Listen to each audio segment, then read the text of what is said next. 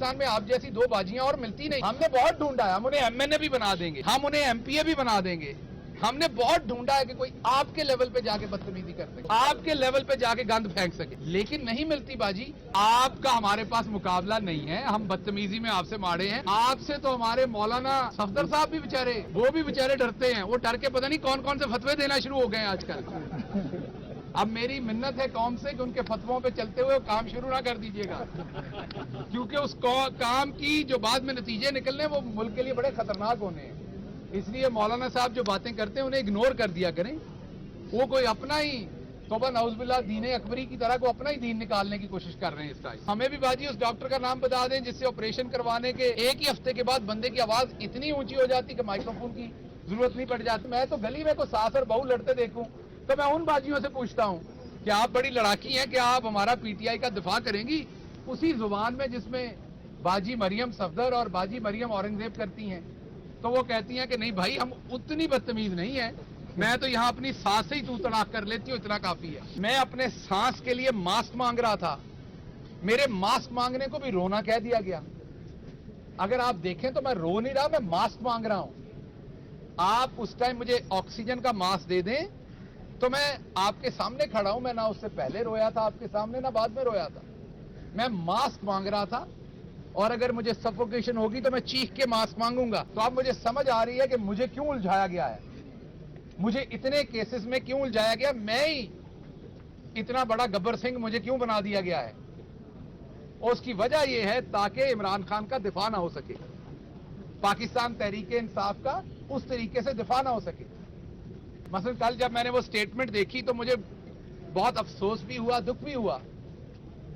وہ کل مریم اورنگزیب صاحبہ کا بیان میری نظر سے گزرا. انہوں نے کہا کہ جیل بھرو تحریک نہیں, ڈوب مرو تحریک آپ کو چلانی چاہیے. مجھے بڑی تکلیف ہوئی کیونکہ مجھے اپنی پارٹی سے اس طرح کا توانا جواب واپس نظر نہیں آیا. میری مصیبت یہ ہے کہ ایک تو آپ لوگ مجھے چلاتے نہیں ہیں ٹی وی پہ, میرے پہ پابندی ہے, مجھے بلیک آؤٹ کیا ہوا ہے, اور دوسرا یہ کہ میں اتنے سارے کیسوں میں الجھا ہوا ہوں کہ 2 درجن کے قریب کیسز ہیں کہ انہی میں وکلا کو ملتے ہوئے اپنے معاملات اس شہر سے اس شہر میں سفر کرتے ہوئے وقت نہیں لگتا. تو اب مجھے سمجھ آ رہی ہے کہ مجھے کیوں الجھایا گیا ہے, مجھے اتنے کیسز میں کیوں الجھایا گیا. میں ہی اتنا بڑا گبر سنگھ مجھے کیوں بنا دیا گیا ہے. اور اس کی وجہ یہ ہے تاکہ عمران خان کا دفاع نہ ہو سکے, پاکستان تحریک انصاف کا اس طریقے سے دفاع نہ ہو سکے. مثلا کل جب میں نے وہ سٹیٹمنٹ دیکھی تو مجھے بہت افسوس بھی ہوا, دکھ بھی ہوا.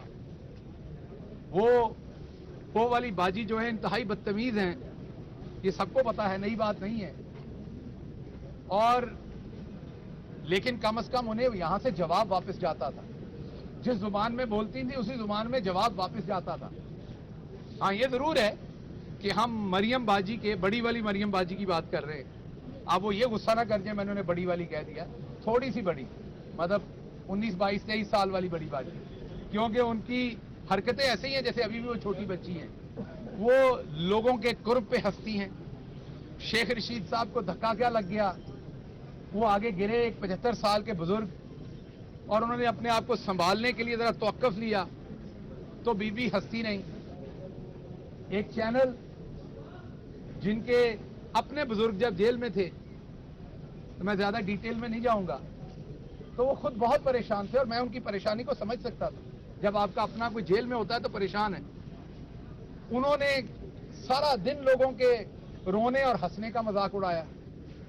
میں اپنے سانس کے لیے ماسک مانگ رہا تھا, میرے ماسک مانگنے کو بھی رونا کہہ دیا گیا.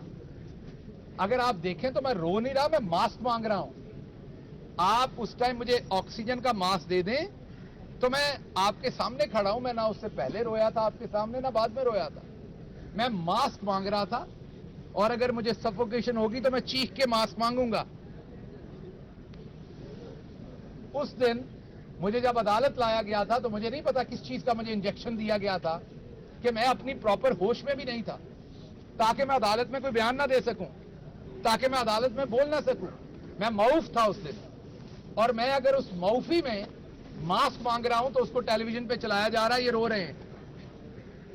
تو حضور मैं उस टेलीविजन से भी रिक्वेस्ट करूंगा और मैं बाकी दोस्तों से भी रिक्वेस्ट करूंगा कि जैसी जेल में बाजी को रखा गया है वैसी जेल में तो इधर से हमारे ये आधे कैमरामैन जाने को तैयार होंगे, इनको भी छुट्टियों पे भेज दें उस रेस्ट हाउस में, सहाला वाले में। जिन जेलों के अंदर इस टाइम रखा जा रहा है और जो सलूक किया जा रहा है वो सबको पता है। इसलिए मैं सिर्फ ये कहूंगा कि मरियम सफदर साहबा जो हमारी बाजी है वो इमेच्योर है, उनमें अभी लड़कपन है, उनमें अभी इमेच्योरिटी है, उनमें अभी मैं ये कहूंगा कि वो एक उनकी तिश्नगी है अभी मजाक करने की, जोक करने की। खैर इनके बड़ों की भी है। वो हमारे ख्वाजा साहब जो सियालकोट के हैं, ख्वाजा आसिफ साहब, वो कल डॉलर की कीमत बढ़ने पे टिचरें कर रहे थे। मैं सिर्फ इतना ही कहूंगा, लंबी बात नहीं करूंगा क्योंकि पंजाबी जुबान बोलता हूं तो जिन लोगों को पंजाबी नहीं आती वो उसको गाली बना लेते हैं। कह देता हूं कि पंजाबी में इस लफ्ज को ये कहते हैं तो वो 2-2 साल उसको गाली बना के इस्तेमाल करते हैं, इसलिए मैं उससे मत नहीं जाऊंगा। लेकिन सिर्फ इतनी बात कहूंगा ख्वाजा साहब के लिए कि आपकी हालत उस बेशरम की है जिसके कहीं पर एक पौधा होगा, पंजाबी च उन्होंने रुख कहने हैं, ते अगली गल मेरा ख्याल ख्वाजा साहब नूं पता है।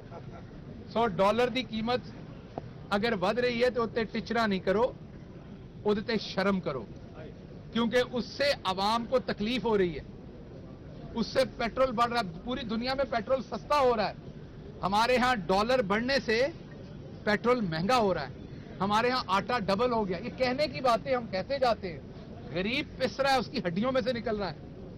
अब लोग जी नहीं पा रहे, तो इसलिए टिचरे नहीं करें, कर सकते हैं तो शर्म करें, और अगर आप ये भी नहीं कर सकते तो फिर खामोशी इख्तियार करें।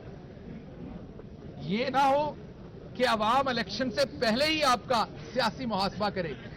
इलेक्शन तो आप कराना नहीं चाहते, उससे भागना चाहते हैं, आइन शिकनी करना चाहते हैं। तो इसलिए या तो बराबर का मैदान लाएं, इलेक्शन में आए, इलेक्शन लड़ते हैं और पता चलता है। और अगर मुकदमात करने हैं, आपके एक बेटे की एक तस्वीर कुर्सी पे बैठे हुए जहां 7 टिश्यू पेपर का डब्बा भी पड़ा था, लीक हो गई थी, तो आपने पूरे मीडिया में क्या कोहराम मचाया था। हमारे मीडिया में भी ऐसे ही लगा था जैसे अल्लाह माफ करे को करबला के जैसी कोई चीज हो गई है। उस तस्वीर के आ जाने से जो नैब के अंदर सवालों के जवाब दे रहे थे, लेकिन अब क्या कुछ हो रहा है वो आपके सामने है। इसलिए मैं आखिर पे यही कहूंगा कि होश के नाखून लीजिए, ये वक्त भी गुजर जाना है, ये बहुत देर नहीं रहना। वक्त की एक ही खूबसूरती है, जब ये अच्छा होता है ये तब भी गुजर जाता है, जब ये बुरा होता है ये तब भी गुजर जाता है। इसने गुजर जाना है। हमने तो करप्शन नहीं की, इसलिए करप्शन में नहीं पकड़े गए और ना इंशाल्लाह पकड़े जाएंगे। मैं सामने खड़ा हूं, आपने 2 दर्जन मुकदमात कर लिए हैं, मेरी आपको दावत है, आइए किसी फोरम पे बताइए कि मैंने कोई करप्शन की, कोई आपके पास कोई सबूत है, कोई बात है, इवन कोई इल्जाम है। सबूत को छोड़ दे, सबूत तो इस मुल्क में मिलते नहीं है। आपके पास इवन मेरे पे करप्शन का कोई इल्जाम भी है तो आपको इंशाल्लाह नहीं मिलेगा। अगर होता तो आप बाहर होते।